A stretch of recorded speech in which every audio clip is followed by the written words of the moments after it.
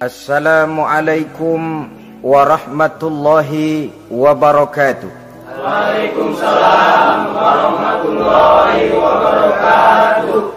Bismillahirrahmanirrahim. Alhamdulillahi rabbil alamin.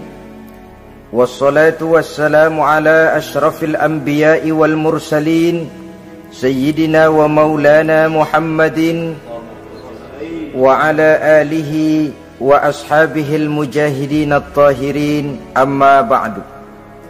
Saudara-saudara kaum muslimin rahimakumullah.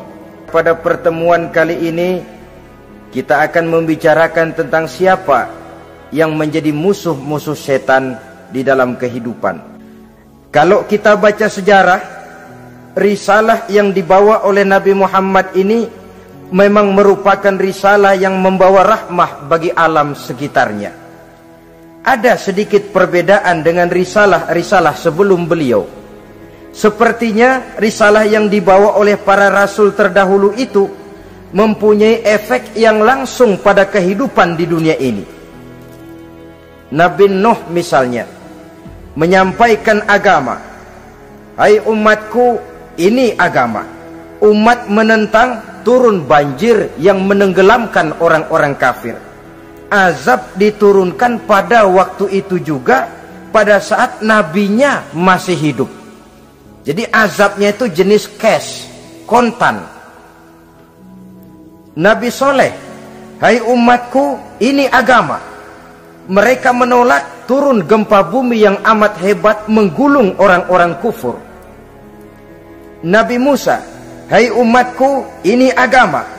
Mereka menolak, sebagian ditenggelamkan di Lautan Merah, sementara sebagian lain dikutuk menjadi monyet-monyet yang hina, seperti diceritakan dalam Al-Quranul Karim. Lain dengan Rasulullah Sallallahu Alaihi Wasallam.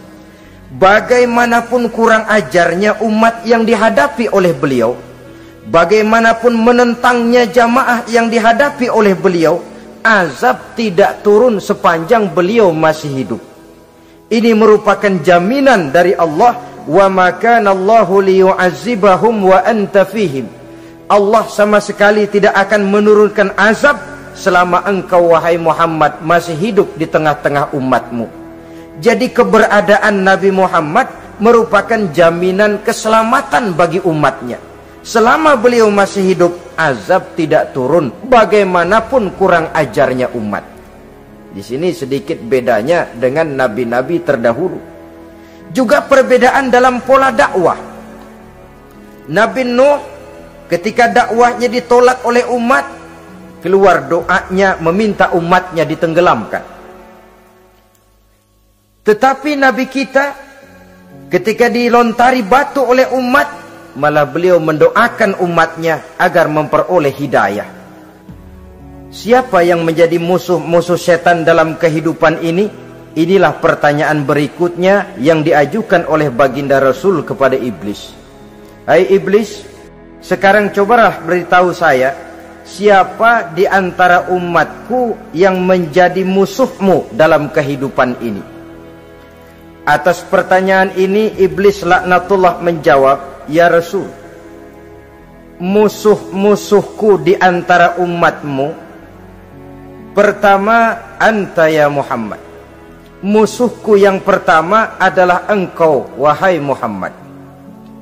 Kenapa iblis mencatat Nabi Muhammad sebagai tokoh nomor satu dalam deretan musuh-musuhnya?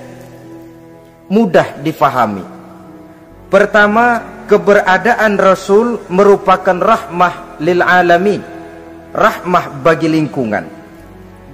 Yang kedua, beliau berfungsi menyelamatkan manusia dari tempat yang gelap gulita, dari tempat kesesatan menuju tempat yang terang benderang, penuh berisi petunjuk dan hidayah dari Allah Subhanahu wa taala.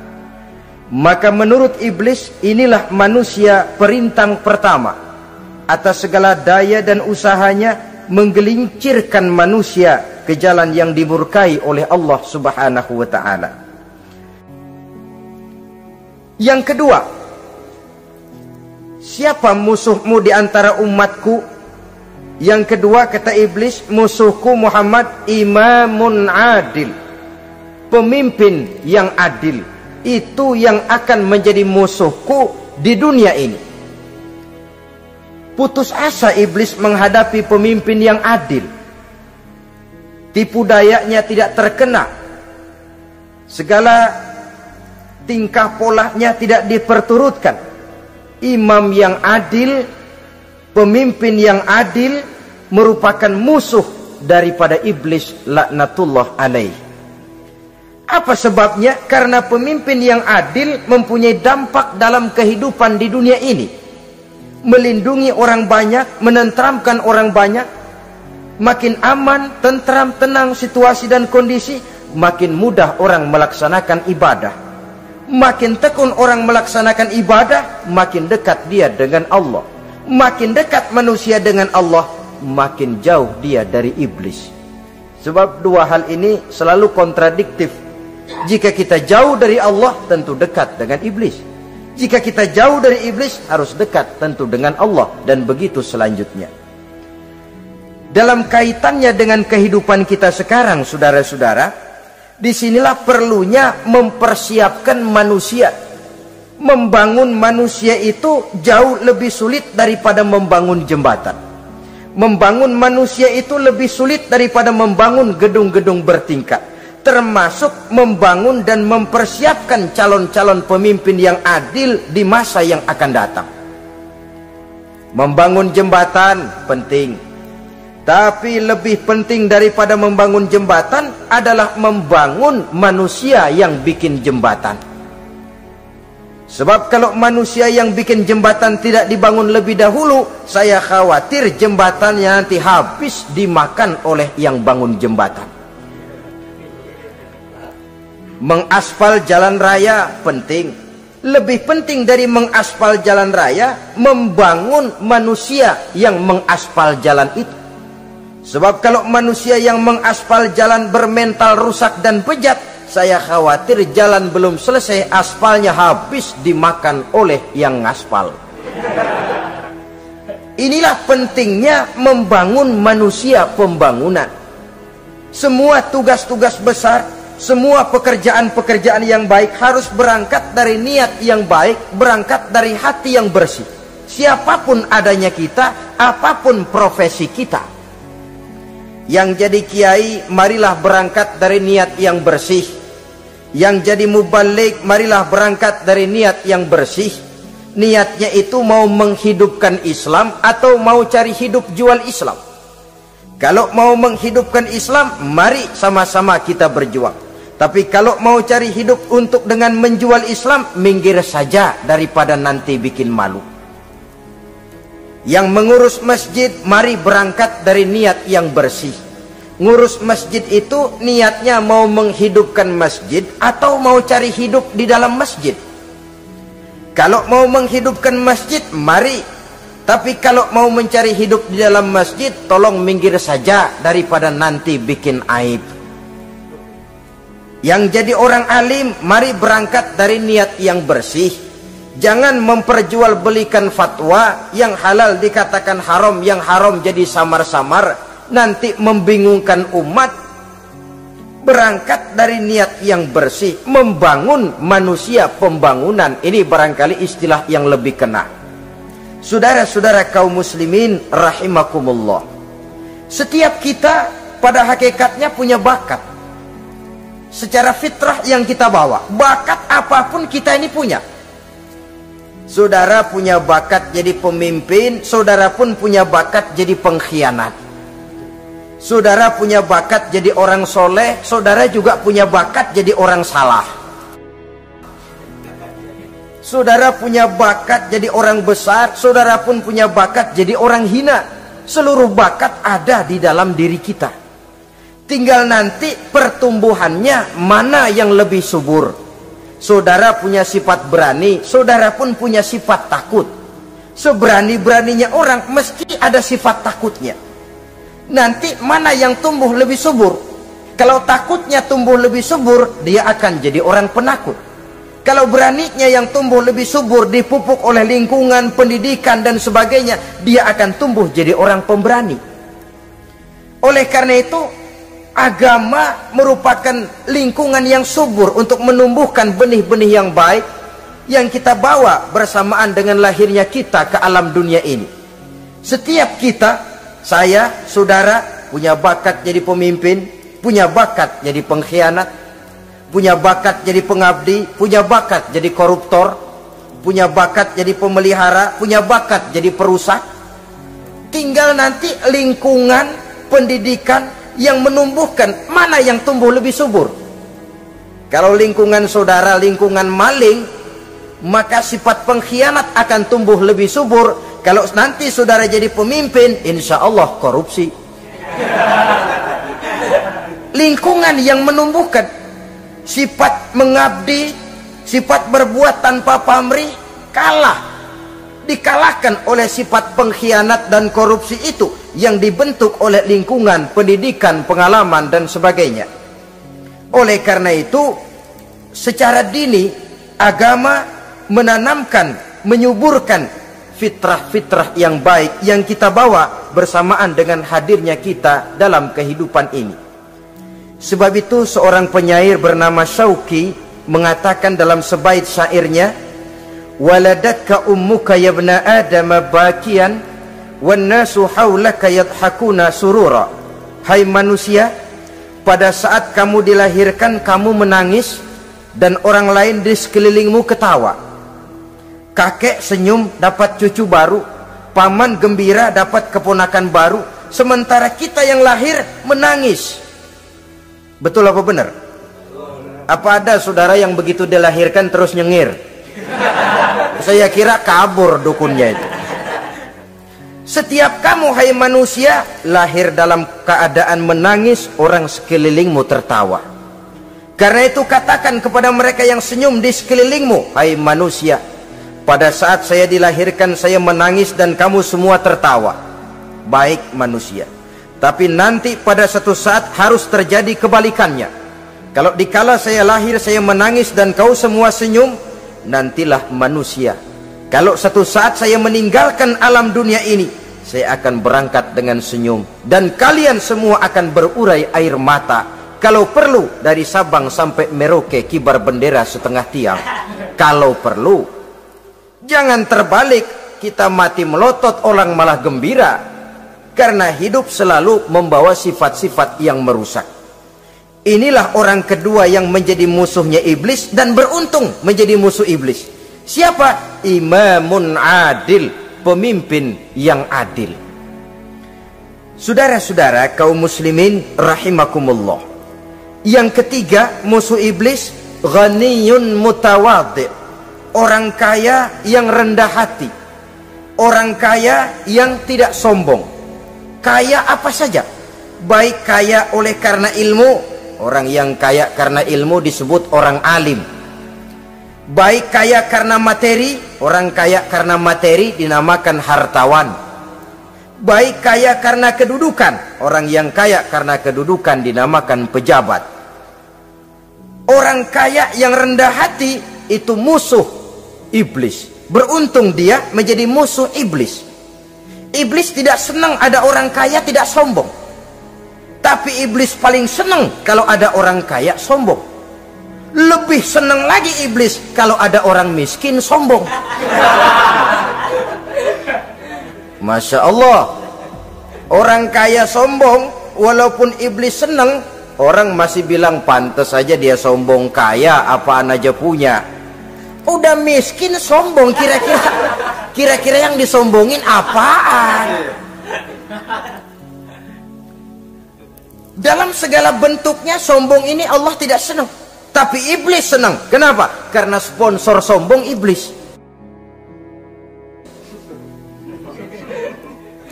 Kan yang pertama kali sombong iblis toh.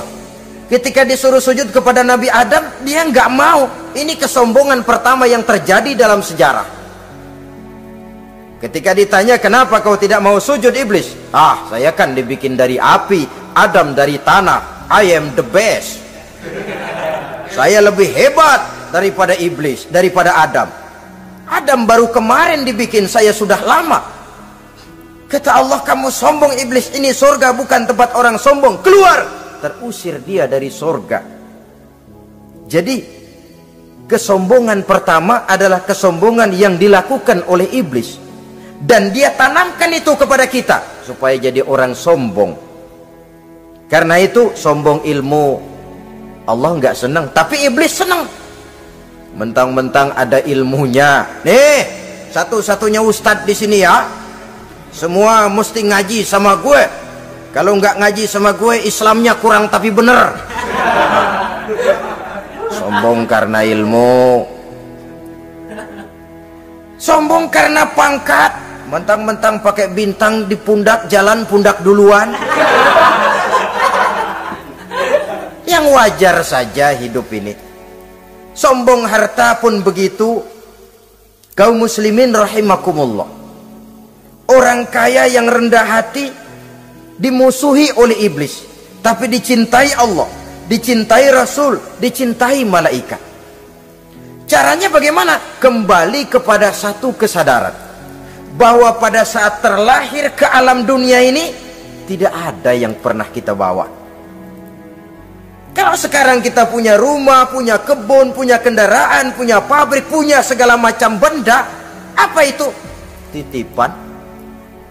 Pada suatu saat akan diambil kembali oleh yang menitipnya. Kalau titipan itu pandai kita jaga, pandai kita syukuri, titipan akan makin banyak. Sama juga kita dalam kehidupan. Kalau orang bisa kita percaya, saya mau pergi ke luar negeri, rumah saya titip kepada tetangga. Saya pulang dari luar negeri, isi rumah tetap tidak berkurang, malah dibersihi, malah disapu, dihilangkan kotorannya. Tentu bukan main syukur saya, girang saya. Akan bertambah kepercayaan saya untuk menitipkan apa saja. Ini makna la in syakartum la azidannakum wa la in kafartum inna azabi lasyadid. Kalau kamu pandai bersyukur, aku tambah nikmat. Tapi kalau kamu ingkar, azabku teramat pedih. Artinya apa? Nikmat bisa berubah menjadi azab kalau kita tidak pandai mensyukurinya.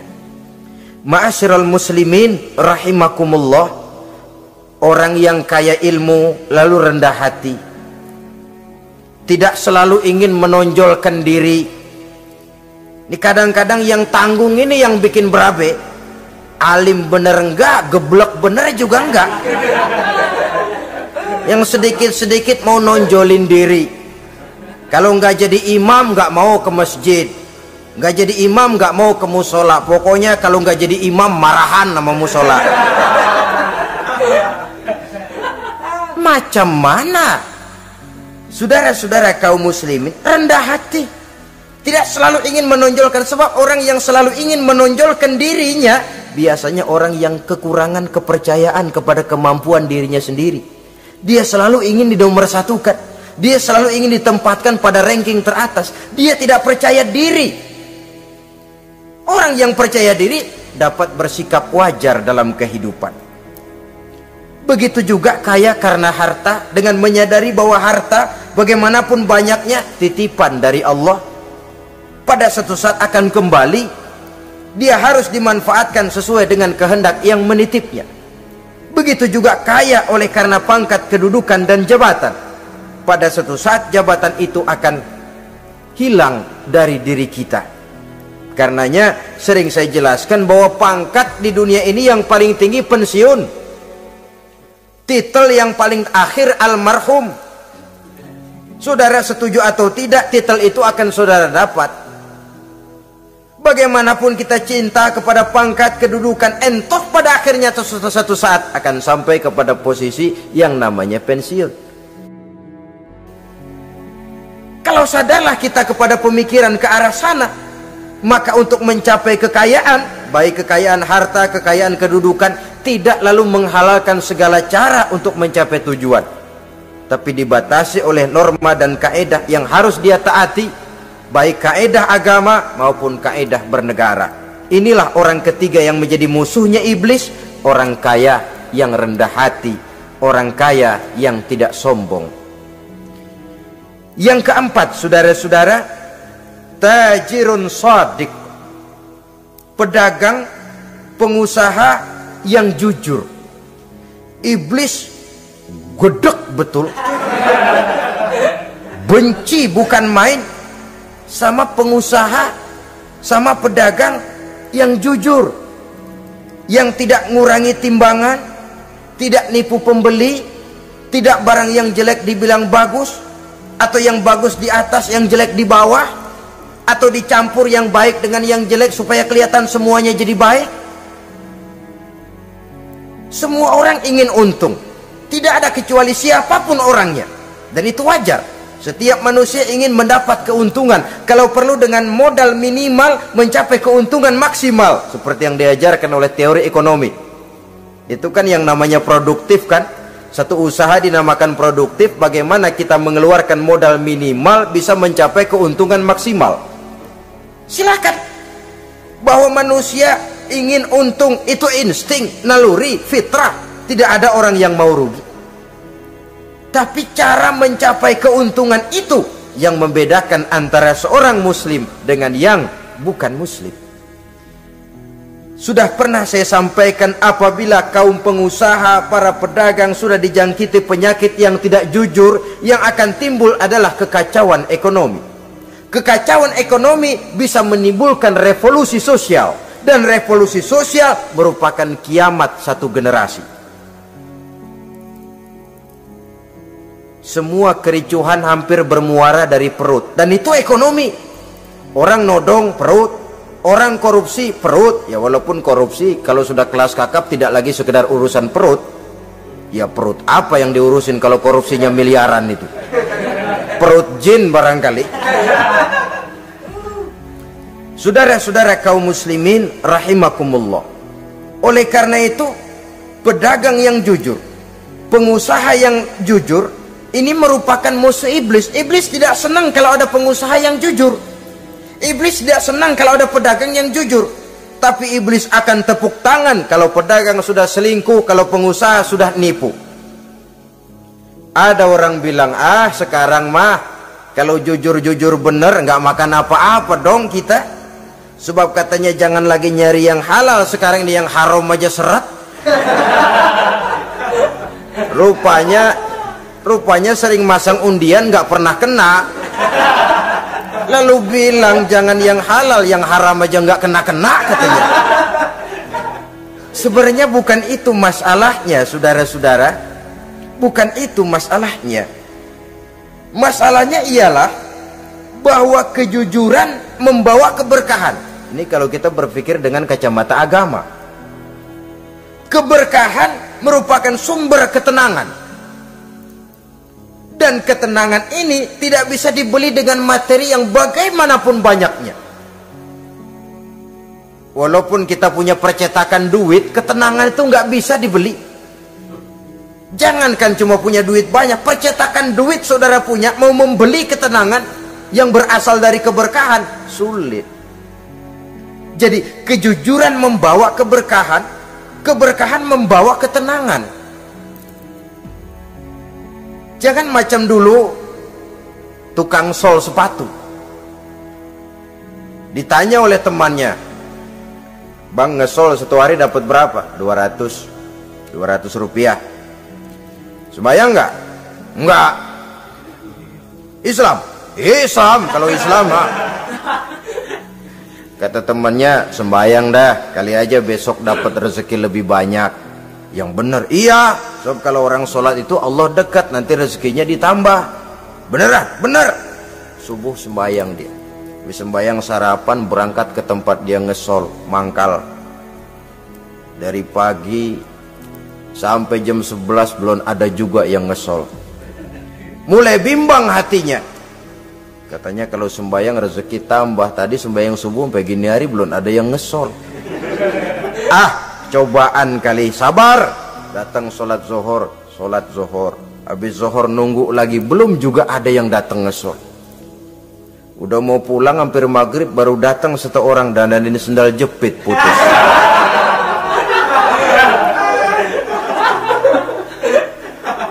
Sudah bayar 25 rupiah, pulang dia si tukang sol ini, ketemu sama temennya yang nyuruh sholat tadi. Ditanya, bagaimana penghasilan ini hari? Apa dijawab? Gua kapok deh sembahyang.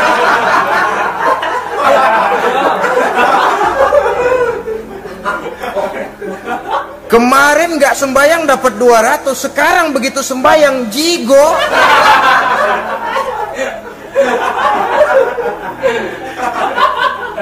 Dia tidak sadar bahwa dari kacamata agama, 25 rupiah yang membawa berkah jauh lebih baik ketimbang 200 uang panas. Dari kacamata agama, 25 rupiah yang membawa berkah lebih baik daripada 200 rupiah tapi panas. Sebab panas menjauhkan kita dari ketenangan. Itulah sebabnya maka pedagang yang jujur, pengusaha yang jujur menjadi musuh setan dan beruntung. Sekarang jadi pengusaha jujur-jujur nggak dapat proyek, Pak. Kalau nggak bisa semar, semir, semur. Padahal agama sudah menjelaskan ar-rashi wal murtashi finnar. Orang yang nyogok dan orang yang disogok dua-duanya neraka. Kenapa? Join termasuk ta'awanu 'alal ismi wal udwan. Bertolong-tolongan dalam berbuat dosa dan kesalahan. Kalau hadiah, lain hadiah. Kalau sodako, lain sodako. Tapi yang namanya semir, suap, ar-rashi wal murtashi finnar. Saudara-saudara kaum muslimin rahimakumullah. Jadi pedagang yang jujur, pengusaha yang jujur merupakan salah satu roda perekonomian. Kegoncangan ekonomi akan menimbulkan dampak sosial yang sangat luas dan kompleks. Yang pada giliran puncaknya, dampak paling negatifnya, dia sanggup menggerakkan terjadinya revolusi sosial. Bukankah sebagian besar gerak hidup manusia dimotivasi oleh keinginan untuk mempertahankan kelangsungan hidup? Dan kelangsungan hidup artinya mulut. Mulut itu artinya perut, dan itu artinya makan. Setelah itu mungkin baru pangan, baru sandang, baru dia berpikir pakaian dan sebagainya. Jadi karena dia merupakan penggerak roda ekonomi, pedagang yang jujur, pengusaha yang jujur mutlak diperlukan dalam kehidupan ini. Sebab sekali lagi, kejujuran akan membawa keberkahan, keberkahan memberikan ketenangan dalam kehidupan. Oleh karenanya kita umat Islam, biarin duit kita banyak, asal berkah. Itu tentu idealnya. Ketimbang dikit tidak berkah, lebih baik ia banyak, ia berkah. Saudara-saudara, kita maklum bahwa solat merupakan sarana yang paling efektif untuk mendekatkan manusia kepada Allah. Makin dekat manusia dengan Allah, makin tidak senang iblis dan setan. Karena itu segala macam cara mereka berusaha mengaduk-ngaduk solat kita. Dan sesungguhnya, jikalau kita mengerjakan solat, itu kan targetnya cuma dua. Pertama, agar solat kita itu sah. Yang kedua, agar solat kita itu qabul, yakni diterima oleh Allah. Kalau soal sah dan tidak, ukurannya gampang. Saya kalau ditanya orang, Pak, solat saya sah atau tidak, saya bisa jawab. Saudara, solatnya syarat rukunnya cukup apa tidak? Cukup, sah. Itu kalau perkara sah. Tapi kalau sudah perkara qabul, Pak, solat saya diterima atau tidak oleh Allah, ini saya tidak bisa jawab. Kenapa? Soal qabul mencakup masalah batin. Cuma ukuran logikanya, kalau syarat rukun cukup, insya Allah qabul. Saudara-saudara kaum muslimin rahimakumullah. Oleh karenanya, pada saat kita sholat, iblis, setan datang dari segala macam penjuru supaya kita kehilangan rasa khusyuk. Apalagi kalau kita jadi imam yang gerak kita, bacaan kita dilihat, didengar, disaksikan oleh orang banyak. Digodanya gerakan kita, dibolak-baliknya hati kita, supaya di dalam sholat itu banyak yang kita ingat. hal-hal yang tidak ada hubungannya dengan sholat. Kadang-kadang belum sholat kita ribut nyari pulpen, nggak ketemu. Begitu takbir ingat pulpen di atas lemari, mulai goncang lagi niat kita sholat. Kadang-kadang kalau hati tidak bisa dipermainkan, iblis berbisik lagi. Gerakan kita dalam sholat tidak mencerminkan kekhusyuan. Kalau gerak juga ternyata masih bisa khusyuk. Bacaan kita dibuatnya kita seperti dikejar-kejar waktu. Sholat isya misalnya dengan cara kilat khusus, super singkat. Saya katakan tadi, apalagi kalau kita jadi imam, iblis mudah mendatangkan penyakit riya. Karena mengimami orang banyak, lalu supaya dikira alim, dibuatlah sholatnya itu mantep-mantep. Surahnya dicari yang panjang-panjang, paling pendek sabihis sama wadduha. Tapi kalau sudah sholat sendirian, cukup inna a'toinakal kautsar sama kul huwallahu ahad. Kayaknya khusyuk bukan main. Kalau imam, bahasanya dipaseh-pasehin kayak orang 16 tahun di Mekah. Usolli fardwal maghribi salasa rakaatin. Saudara-saudara kaum muslimin yang berbahagia, oleh karena sholat merupakan sarana yang paling efektif untuk mendekatkan diri dengan Allah, maka orang yang khusyuk di dalam sholatnya merupakan musuh utama daripada iblis. Sekarang bagaimana bisa khusyuk caranya? Kalau khusyuk 100%, rasa-rasanya sulit. Untuk sampai ke arah sana orang memerlukan tahapan. Kepada Imam Ali karramallahu wajhah, baginda Nabi pernah memberikan satu tes case. Ali, saya ya Rasul, kalau kau bisa sholat 2 rakaat saja dengan khusyuk, aku kasih hadiah sorban. Baik ya Rasul. Sembayang Imam Ali 2 rakaat, selesai sholat, assalamualaikum, wassalamualaikum. Rasul bertanya, yang mana sorbannya Li?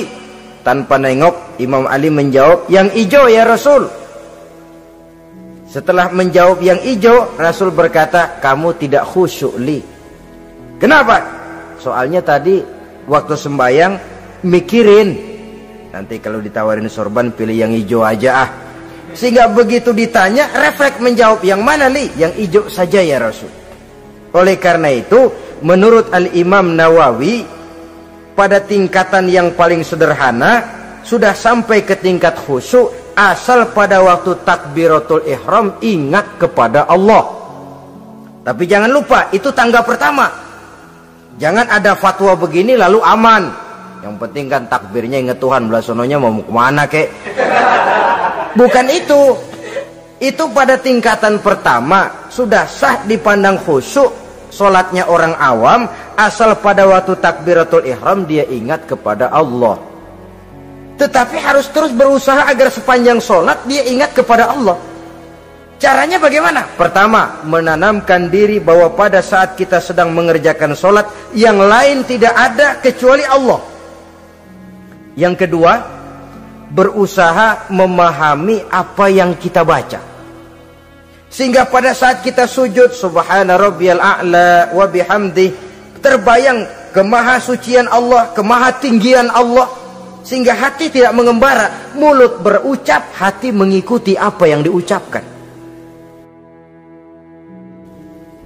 Yang kadang-kadang membuat hati kita jalan-jalan, badan di masjid, badan takbir, badan ruku, tapi hati di pasar, hati di kantor, hati di pabrik. Karena yang kita ucapkan tidak berakar di hati. Yang kita baca kita nggak tahu artinya. Sangat boleh jadi hati lalu mengembara kemana-mana. Jadi untuk menopang kekhusyuan ini, cara yang paling efektif, pertama, tidak ada yang lain pada waktu kita sholat kecuali Allah. Yang kedua, berusaha memahami apa yang kita baca. Dikala kita sujud dikala kita duduk di antara 2 sujud, Rabbighfirli, ya Allah ampuni dosa saya, warhamni, kasihani saya, dan selanjutnya. Mulut membaca, hati mengikuti. Dengan mengikuti, hati tidak terlalu mengembara, ada tempat dia kembali. Saudara-saudara kaum muslimin rahimakumullah. Itu yang kelima. Yang keenam, yang menjadi musuh iblis, mukminun nasih. Orang mukmin yang suka memberikan nasihat. Orang mukmin yang suka memberikan petunjuk. Termasuk juru-juru dakwah, para mubalik, itu merupakan musuh utama iblis. Kenapa? Tiap hari iblis kampanye. Tiap hari iblis mengajak dengan segala macam cara yang kalau perlu dia berikan kamuflase. Dia berikan fata morgana. Kalau perlu yang haram dia bungkus dengan merek halal. Kalau perlu kejahatan dia bungkus dengan baju kebajikan. Istilahnya racun diberi merek madu. Dan itu wajar. Cuma kita tentu harus punya filter, daya saring positif agar tidak salah pilih. Karena iblis ini pintar betul. Kalau kita khusyuk dalam sholat, dia tanamkan kepada kita misalnya seperti tadi itu. Sholatmu memang hebat, khusyuk. Di kampung ini tidak ada orang yang sholatnya seperti kamu. Tertanam itu dalam hati kita, timbul ujub. Akhirnya, iya, gue lihat-lihat di kampung sini kagak ada yang sembayangi kayak gua. Nah, sudah masuk iblis. Jadi dia pandai mengikuti gerak hati dan irama denyut jantung manusia ini. Kemana kecenderungan manusia, ke situ dia masuk. Pendeknya iblis itu ibarat tukang joget, dia ngerti bener irama kendang. Saudara-saudara kaum muslimin rahimakumullah. Termasuk juru-juru dakwah, para mubalik, orang yang suka memberikan nasihat ini.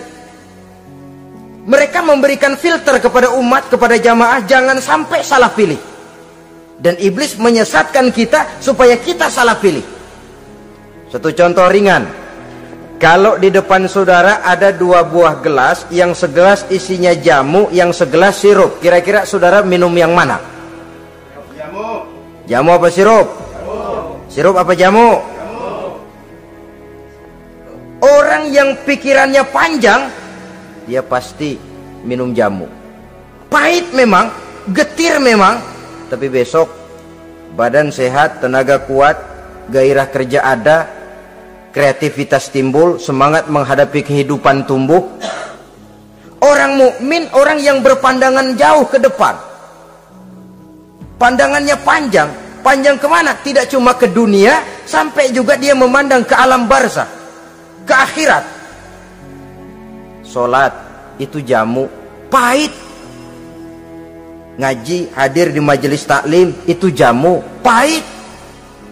Sodakoh, jamu, pahit. Mengeluarkan uang untuk kepentingan orang lain, enak aja minta sumbangan, datang-datang yang nyari peres keringat banding tulang gue, lu datang-datang mau minta. Yang enak ngumpulin harta lalu bakhil bin pelit alias medit.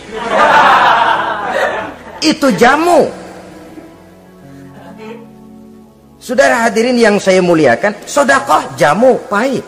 Puasa jamu, pahit. Jihad jamu, pahit. Tapi nanti begitu kita meninggalkan dunia, masuk ke alam barzah, apalagi pindah ke akhirat, baru terasa, aduh, nikmatnya dulu kemarin itu minum jamu, sekarang badan sehat, tenaga kuat, kerja semangat. Nikmatnya dulu saya waktu di dunia sholat, rajin ngaji, suka sodako, suka menolong orang. Sekarang terasa manfaatnya. Begitu saya berada di alam barzah, apalagi sudah dibangkitkan di padang mahsyar di akhirat nanti, terasa seluruh kebajikan yang saya kerjakan. Nah, orang yang berpikir jangka pendek, cuma ngelihat yang ada di depan hidungnya saja. Ngapain minum jamu getir, sirup nih, manis. Dia minum, dia ambil sirup, minum, manis memang pada waktu minum, tapi besok bibir jontor. Meninggalkan perintah Allah, sirup itu manis. Tidak sholat, manis. Tidak bayar zakat, sirup, manis. Tidak mau puasa, sirup, manis. Manis sekarang. Tapi nanti besok begitu masuk ke alam barzah, begitu dibangkitkan di padang mahsyar di akhirat nanti, merintih kita menahan penyesalan yang sudah tidak ada artinya lagi. Sampai-sampai penduduk mahsyar itu ada yang berkata, diceritakan dalam Quran, ya laitani kuntu turaba, wahai celaka, kenapa kita nggak jadi tanah saja. Menyesali kejadiannya. Andai kata mereka bisa kembali ke hidup di dunia lagi, mereka akan minta kejadian yang kedua untuk berbuat baik. Tapi tentu sudah penyesalan yang tidak ada gunanya lagi. Maka saudara-saudara, emang cuman jalan duluan kecebur di sumur yang nyesel duluan. Ada orang jalan, yang paling depan kecebur di sumur, itu tuh nyesel duluan katanya. Nyesel duluan. Yang lain mesti nyeselnya belakangan.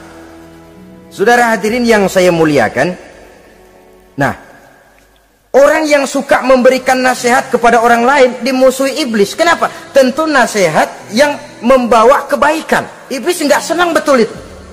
Kita nasihatin teman, udah berhenti dah, jangan pada mabok lagi.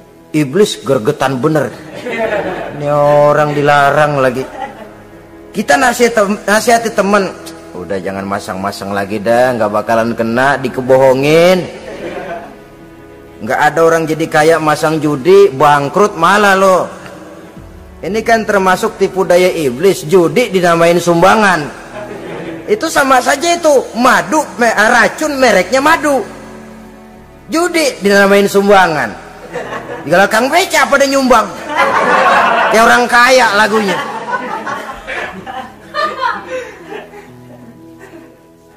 Saudara-saudara kaum muslimin rahimakumullah, adalah kewajiban kita memang untuk tawasau bil haq, saling nasihat menasihati. Setiap kita juru dakwah, setiap kita wajib menyampaikan apa yang sudah kita tahu kepada orang yang belum atau kurang tahu. Saudara yang bisa bismillah wajib mendakwahkan bismillah itu kepada orang yang belum tahu bismillah. Saudara bisa Fatihah harus menyampaikan itu kepada orang yang belum bisa Fatihah. Persetan dengan orang lain. Apalagi yang cuma kerjanya ngeritik saja, lu baru bisa Fatihah doang udah ngajar. Biar aja yang diajarin gak bisa Fatihah kok. Apa masalahnya pemerataan di bidang keilmuan? Sebab memang biasa penonton itu selalu lebih pandai menilai, kayaknya lebih pintar dari yang main. Sama saja orang nonton bola ngomel melulu, padahal dia sendiri belum tentu bisa main. Dengerin orang pidato pun begitu, monten bisa. Wah, kalau dia yang pidato 1 jam kayak semenit. Tapi kalau si Ano tuh kita udah pegel belum juga mau berhenti. Monten bisa, coba dia suruh pidato udah 1/4 jam masih ama ba'du. Apa mau dibilang ama ba'du?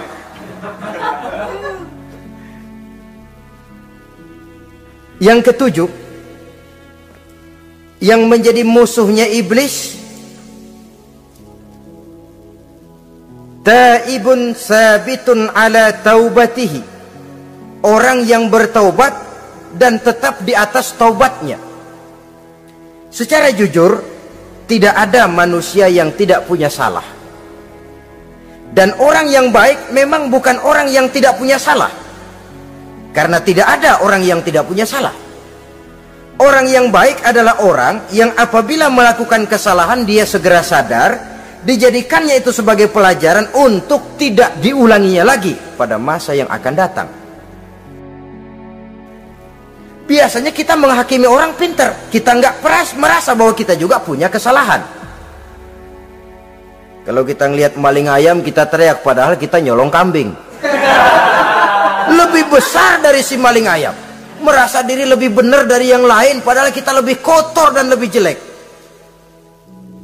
Hilang sifat introspeksinya. Yang kita musuhi, yang kita caci maki, tahu-tahu kita sendiri yang melakukannya. Saudara-saudara kaum muslimin, orang yang bertaubat dan tetap dalam taubatnya stabil, itu musuh iblis. Apa ada orang yang taubatnya nggak tetap? Ada. Yang istilah kita taubat sambal namanya. Kalau dia makan sambal kepedesan, taubat makan sambal. Besok mau makan kagak ada sambal, ngomel. Mana sambal? Kemarin udah taubat, sekarang mana sambal? Ini taubat yang namanya taubat sambal. Istighfar, habis istighfar nyolong lagi, istighfar lagi, besok nyolong lagi, istighfar lagi. Itu taubat yang tidak tetap namanya. Allah Maha Pengasih dan Penyayang dengan segala kebesarannya. Ia akan memaafkan segala perbuatan yang bersifat salah dari hamba-hambanya. Cuma manusia kadang-kadang yang tidak mau memaafkan dirinya sendiri. Amat dungu manusia macam ini, membiarkan dirinya hanyut berlarut dalam lembah dosa, sementara dia diberikan umur tidak digunakannya untuk bertaubat.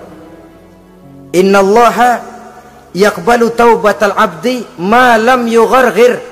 Allah senantiasa akan menerima taubat seorang hamba sepanjang nafasnya belum sampai di tenggorokan. Kalau nafas sudah sampai di tenggorokan baru berniat taubat, kasib terlambat. Kayak Fir'aun.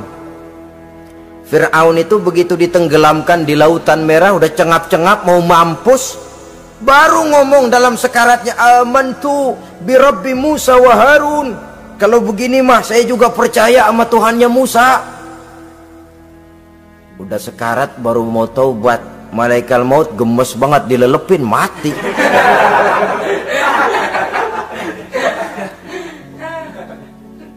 Nah, kepada adik-adik remaja, biasanya kalau sudah bicara taubat, pikiran kita, taubat mau urusan 70 tahun ke atas, kita masih lama ini. Sebenarnya tidak. Masalah taubat adalah masalah salah dan dosa. Masalah salah dan dosa adalah masalah manusia. Sejak dia akil balik sampai ajal datang berenggut nyawa. Hidup ini tidak selalu berjalan mulus. Hidup ini tidak selalu berjalan di atas kertas putih. Kadang kita tersilap, kadang kita tersalah. Kadang situasi dan kondisi menyebabkan kita berbuat lain dari yang seharusnya. Itu kehidupan, silih berganti. Oleh karenanya pesan Nabi, wa'at bi'i sayyi'atal hasanah, perbuatan salah ikuti dengan kebajikan, dosa iringi dengan taubat. Jangan nunggu, saya untuk taubat takut nanti bikin lagi. Nah, ini namanya punya harapan mau bikin lagi. Nanti aja dah kalau tua-tuaan. Saudara, kalau dosa itu ditumpuk, itu sama saja kotoran yang menodai hati. Kalau kotoran gak rajin kita bersihin, dia akan berkarat. Dan kalau sudah berkarat, sudah sulit untuk dibersihkan. Itu makna ungkapan Imamul Ghazali, hati manusia sebening kaca. Lapisan dosa yang dia kerjakan adalah debu yang menutupi jernihnya kaca. Orang yang bersih dari dosa, dekat dengan Allah, hatinya jernih seperti kaca. Dari hati yang jernih, radarnya kontak kepada Allah. Sinyalnya nyambung, channelnya itu. Getarannya hebat. Wajar kalau lalu dia bisa tahu apa yang besok akan terjadi. Diberitahu oleh Allah. Yang namanya ilmu laduni itu.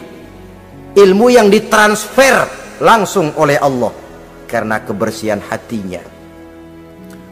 Mana ada orang gak belajar bisa pinter. Iya, kalau hatinya butek emang gak ada. Tapi kalau Allah mau berberangkat dari hati yang bersih, yang kontaknya nyambung kepada Allah, hati itu seperti kaca, kata Imam Ghazali. Dosa yang kita lakukan adalah debu. Kalau debu sedikit datang kita lap, datang lagi kita bersihin, datang lagi kita bersihin, insya Allah nggak sampai jadi noda di atas kaca itu. Tapi kalau nunggu debu itu sampai bertumpuk, besok aja ngelapnya dah, besok aja ngebersihinnya, bertumpuk dia, sulit membersihkannya. Walaupun kena, nodanya tentu tertinggal di atas kaca itu. Karena itu dalam kehidupan remaja misalnya, pemuda misalnya, kita tidak bisa menolak mode, tidak bisa menolak musim. Modenya disco, modenya breakdance, modenya Joget-joget, modenya jaipongan, mode. Pada waktunya habis, ya habis. Tapi bagaimanapun dia akan punya dampak, memberikan bekas dalam membentuk kepribadian. Dan ini efek yang tidak kita inginkan. Efeknya, bukan modenya itu. Jadi oleh karenanya saudara-saudara, masalah taubat bukan masalah 70 tahun ke atas, tapi masalah manusia sejak dia akil balik sampai ajal datang merenggut nyawa. Sepanjang nafas belum sampai di kerongkongan, Allah akan menerima taubat seorang hamba. Bahkan dalam hadis qudsi Allah menyatakan, "Lau amiltumul khotoya hatta mala'atis sama thumma nadimtum fataballahu alaikum." Kalaupun kamu berbuat dosa sampai penuh langit dengan dosamu, kemudian kamu bertaubat dan menyesal, Allah pasti akan menerima taubatmu. Jadi orang yang taubat dengan sebenarnya dan tetap dalam taubatnya itu musuh iblis. Tapi orang yang taubatnya angin-anginan, iblis demen banget.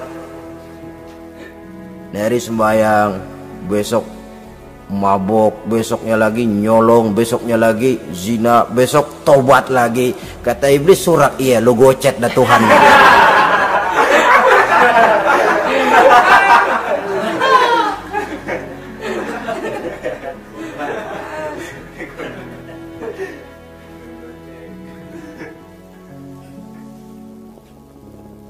Selanjutnya yang ke-8, musuh iblis, musuh setan, mukminun yudawi mu'alat taharah. Orang mukmin yang membiasakan diri selalu dalam keadaan bersuci, baik dari hadas kecil, lebih-lebih dari hadas besar. Wudu utamanya memang untuk sholat, tapi membiasakan wudhu dalam kehidupan sangat baik sekali.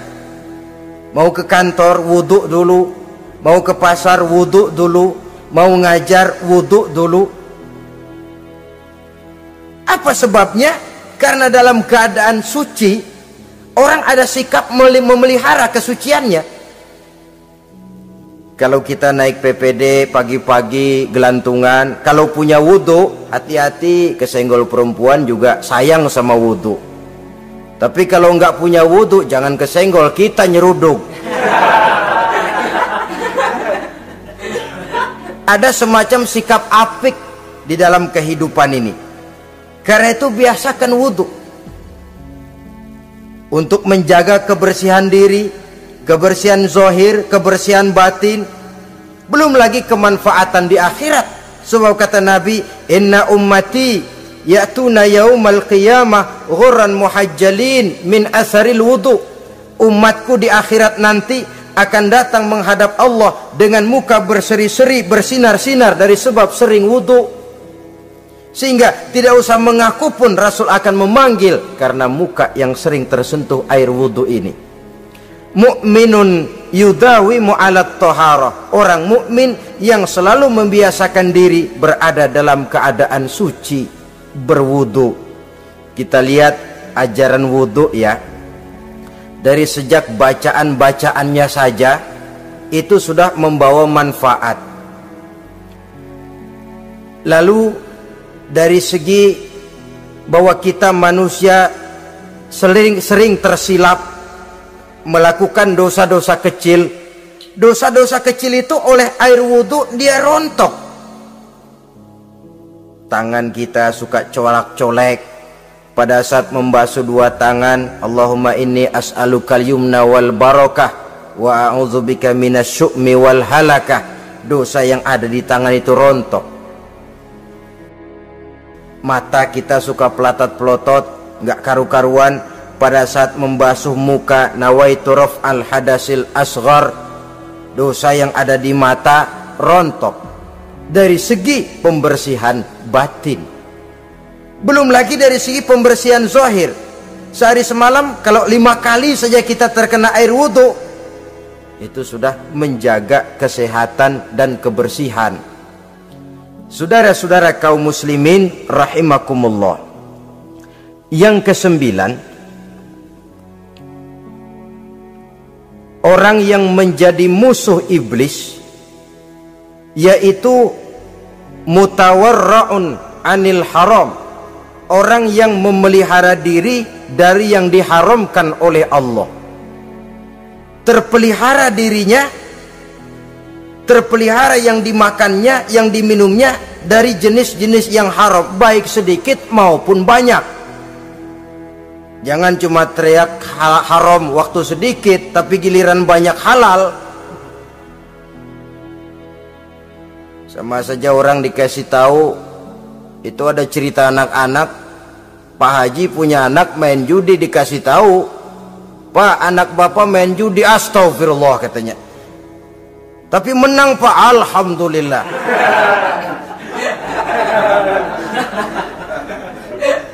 Ini kan sama saja, giliran sedikit dibilang haram karena dia nggak dapat jatah, begitu dapat banyak dan dia kecipratan jadi halal. Yang sedikit haram, banyaknya pun juga haram. Yang banyaknya haram, sedikitnya juga haram. Ada orang bilang minuman keras kalau nggak mabokkan nggak haram.